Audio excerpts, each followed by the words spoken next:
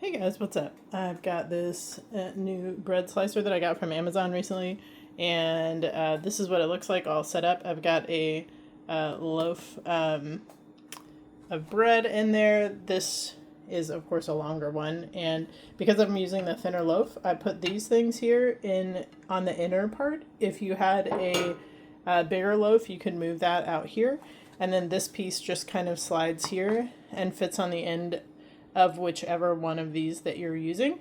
And there's another one of these as well for the other end, like if you were using a shorter loaf, which I'm not. And then of course you have this to store your bread in. This converts into the lid that goes here. And the cool thing about this is that it seals really well, even though it's all wood. You really have to pull pretty hard to lift it off, which I love because that means that my bread is going to stay fresh.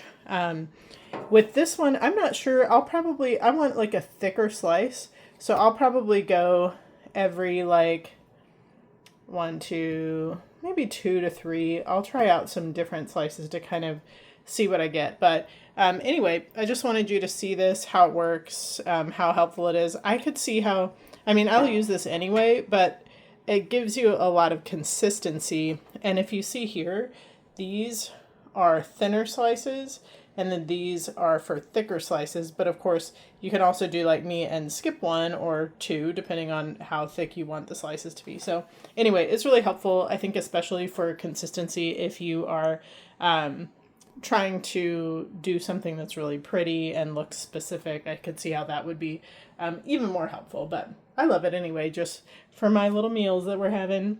Anyway, I hope this was helpful for you guys.